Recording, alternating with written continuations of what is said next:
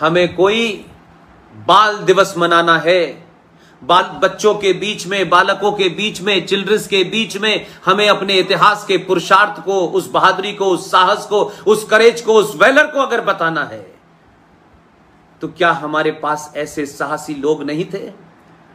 ऐसे लोग नहीं थे जिनका नाम लेने से दुश्मन की रूह कांप जाए?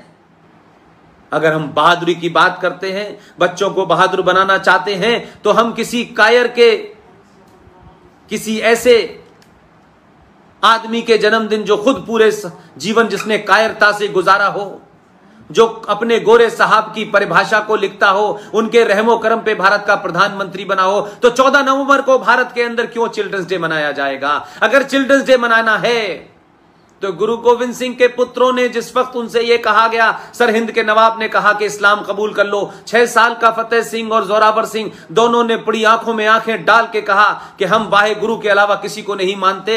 उन्हें हुक्म हुआ कि अगर तुमने अपना मजहब बदल के अगर हम इस्लाम कबूल नहीं किया तो तुम्हारी गर्दन काट दी जाएगी। उन्होंने कहा एक नहीं 1000 बार गर्दन कट जाए, हम वाहे गुरु के पुत्र हैं, डर हमारा कोई सामना नहीं कर सकता, आपको जो करना हो करिए, हम कोई मजहब नहीं बदलेंगे। और इस हुक्म के बाद उन दोनों को जिंदा दीवार में चिनवा दिया गया। दोनों बच्चों ने, उनके मुंह से एक आवाज नहीं निकली, कोई रोने की आवाज नहीं आई, और उसके बाद दोनों की मृत्यु घोषित हो गए। और 26 दिसंबर को उन दोनों की मौत हुई, शहीद हुए, बलिदान दिया उन्होंने। क्या 26 दिसंबर को भारत में चिल्ड्रंस डे नहीं मनाना चाहिए? बाल दिवस नहीं मनाना चाहिए? लेकिन कौन मनाता, सवाल यह है।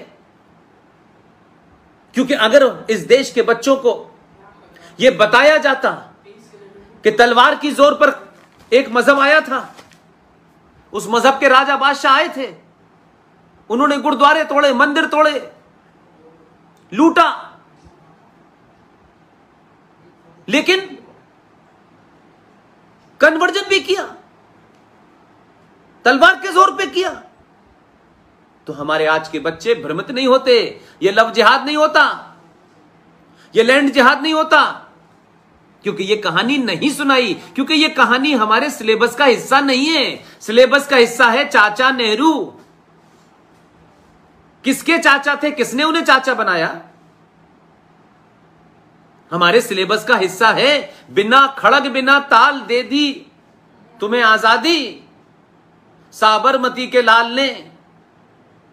ये जलियांवाला बाग, ये ऊधम सिंह, ये भगत सिंह, ये 21 लाख लोगों की कुर्बानी, ये 26,000 इंडियन नेशनल आर्मी के, सुभाष चंद्र बोस की आर्मी की, आजाद हिंद आर्मी के लोग और फौजियों के 26,000 लोग मारे गए। ये मेरठ से लेके मुजफ्फरनगर, अलीगढ़ होते हुए पूरी बेल्ट में लोगों की लाशों को पेड़ों पे लटका दिया गया। ये सब बिना खड़ग बिना ताल, ये झूठे और मक्कारों ने इस देश में शौरवीर पैदा ना हो, इस देश के बच्चों को अपना साहस, अपना इतिहास ना पता चले, अपने पूर्वजों का बलिदान ना पता चले, तो कहा गया कि हमने चरखे को काटा तो चरखे से अंग्रेज डर गए और भाग गए और आजादी मिल गई।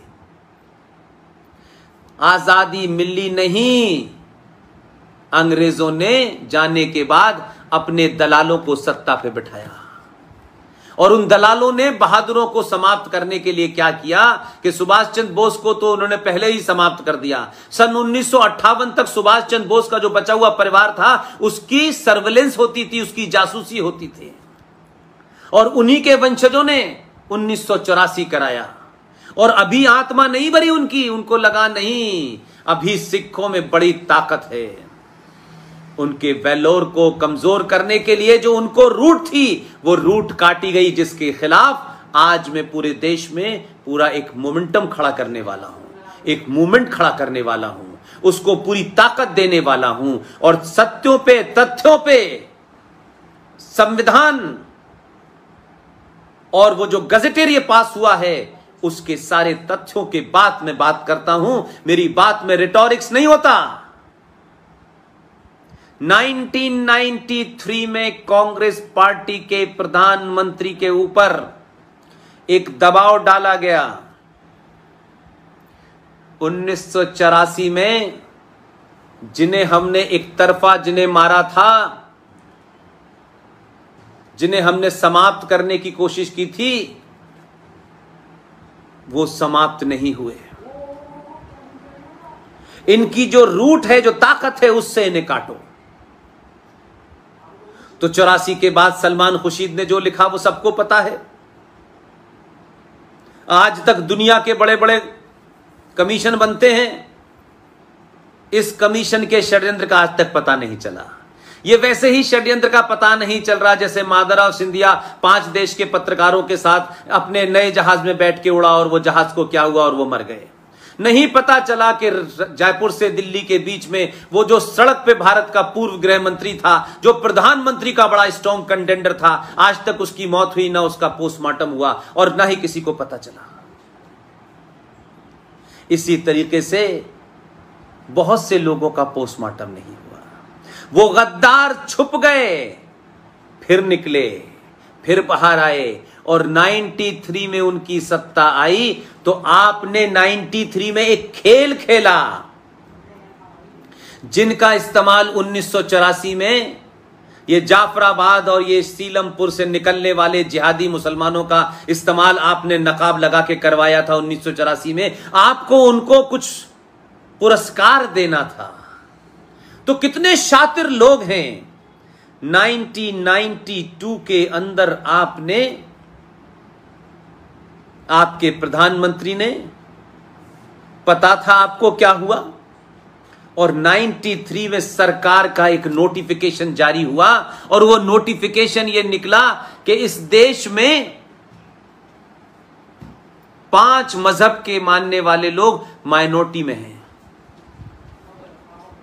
बिना किसी को शोर किए हुए, आपने बिना परिभाषित किए हुए, बिना इसका बेसिस तय किए हुए कौन माइनॉरिटी में है कौन नहीं है, आपने कहा मुसलमान, ईसाई, सिख, पारसी और बौद्ध। आपने बहुत शातिर तरीके से इस देश में 25 से 30 करोड़ मुसलमानों को, जो 1984 में उन्होंने आपका काम किया था, उनको आपने पुरस्कार के तौर पे कहा ये माइनॉरिटी हैं, इनको हमें विशेष रियायतें देनी हैं, इनको करोड़ों का बजट देना है, लाखों वजीफे देने हैं, इनको मजबूत करना है। और साथ साथ दूसरी तरफ क्या किया कि जो सिख, जो सनातन का हिस्सा था, धीरे से उसे एक मजहब घोषित करके आपने माइनॉरिटी में कहा ये अलग लोग हैं, सिख एक अलग मजहब है। जो एक पंथ था, जो सनातन का पंथ था, जैसे जैन है, आपने धीरे से सिखों को हिंदुओं से अलग करा। और आज तक हम मिसाल देते हैं कि सिख का मतलब होता है साहस। आज तक पूरी दुनिया में कोई भिखारी सिख नहीं मिला। किसी भिखारी को हमने नहीं देखा कि वो सिख हो। एक ऐसी कौम को इमदाद पे पालने के लिए मजबूर करके उनके साहत, उनको पुरुषार्थ, उनके मान सम्मान को तोड़ने की कोशिश की गई कि इन्हें बताया जाए कि तुम कमजोर हो और तुम हमारे पैसे से पलोगे। तो मुसलमानों को पुरस्कार दिया 1984 का और सिखों को और अलग कर दिया और कमजोर कर दिया। और आज भी सिखों को दुनिया के किसी माइनॉरिटी कमीशन के माध्यम से मिलने वाली चंद इमदाद की जरूरत नहीं है। ये वो कौम है, जब बर्बाद हो गई थी, दिल्ली आई थी, इन्होंने दोबारा से दिल्ली को खड़ा कर दिया और आज भी पूरी दुनिया में भीख नहीं मांगते हैं। आज भी लंगर इनका लगता है, उसमें गैर सिख हजारों लाखों खाना खाने जाते हैं। उन्होंने भीख मांग के, चंदा बना करके कुछ बड़े बड़े मकान नहीं बनाए। आज भी मानवता की सेवा करने में उनका नाम सबसे आगे है। ये ठीक है कि कुछ भटक गए हैं, कुछ को भटकाया गया है, उनकी ब्रेन वॉशिंग हुई है। इसलिए एक नहीं, पूरा देश, सरकारों की बात छोड़ दीजिए, सरकारों को छोड़ दीजिए, सरकार का अपना एजेंडा होता है, लेकिन हम सरकारों को भी कोई ऐसा फैसला नहीं लेने देंगे जो सिखों के खिलाफ, सनातन के खिलाफ, इस राष्ट्र के खिलाफ हो। और इन सरकारों को एहसास है, क्योंकि आपने पहली बार किसी सरकार को यह भरोसे के साथ बिठाया है कि यह 90 करोड़ हिंदू और सिखों का वोट है, यह किसी मक्कारों, जिहादियों और आतंकवादियों के वोट से आप नहीं जीते हैं। मैं इस बात को कहूंगा, चाहे किसी को पॉलिटिकली करेक्ट लगे या ना लगे, क्योंकि मैं पॉलिटिकली करेक्ट नहीं होना चाहता।